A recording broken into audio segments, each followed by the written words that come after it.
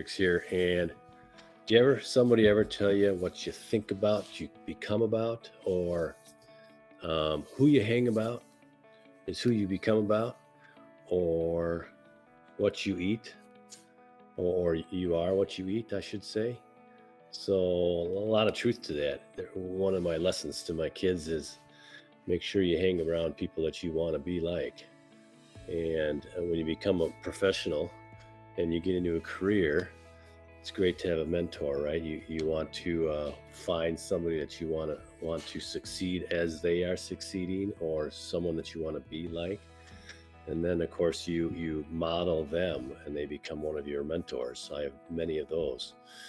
And when it comes to health, I always say to my kids and our clients, of course, is you are what you eat and you are what you absorb. Two major things when it comes to health and wellness. So yes, we are what we eat, meaning, if we're going to eat crappy food, then guess what? Our body is going to deliver crap. Essentially, we are not going to be healthy. We're not going to enjoy life, because if we're not eating nutritional foods and foods that our body can digest well and then scrape off the nutrients and get rid of the rest, then we're not going to do very well. So same can be said for what we absorb. We are not only what we eat, but we are more so only what our digestive tract can absorb. So if our digestive tract is not ideal, if it is not functioning at a high level, then you're not going to be able to digest the nutrients that you think you're taking in.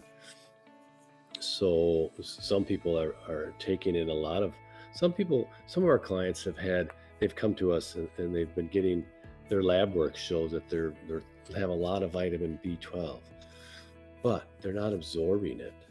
It's mainly because their microbiome in their gut line is unhealthy. It takes a lot to essentially change and or restructure the physiology of a gut lining. I know from personal experience, when I had my gut issues, and that's how I got into what I do now. When I had my gut issues, I thought, hey, this is way back. I was an athlete, and I thought, no big deal, sprain ankle, I'll get my gut fixed, no problem. But if it's been years and years and years of treating your gut poorly and not eating the right foods for a long period of time, and not managing stress for a long period of time, the gut lining is taking a toll, and it will take months and months to really fully recover, if not years. But the good news is that your microbiome, the bacteria in your gut, is replenishing every 20 minutes. And your gut biome, or your bacteria in your gut, it's 150 to 1 as far as gut cells versus human cells. So you've got a lot more working for you if you replenish your gut and heal your gut lining. And so we are what we eat, but we are more so what we absorb. So we have to make sure that our gut lining is very clean, very healthy, no parasites, no toxins. That takes time to identify, to figure out, and we do that on certain ways, labs and stool tests and hormone tests and other avenues that we utilize to do that. But we start with a stress assessment. Essentially, it's a simple questionnaire. It's a stress survey or stress assessment, and what that does for us is give us an indication of where to lean towards based on your subjective symptoms. It's a really simple stress survey that anybody can fill out, and then we look at it and say, yeah, these are the tests that we should probably run to see if that area of your body is functioning at a high level. And again, those are lab tests that we do, stools, food sensitivity testing, allergy testing, sometimes hair analysis, food sensitivity test, as I said, but hormone testing, those things as well.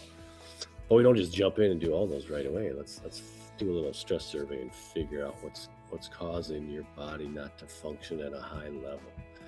It's difficult sometimes in the Western society, America, to really have a healthy diet, because as I was in the grocery store the other day, every aisle is filled with a lot of junk, boxes and processed foods everywhere.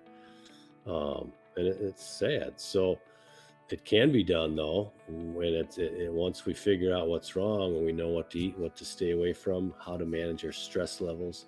There's physiological stress, there's chemical stress, there's structural stress, emotional stress.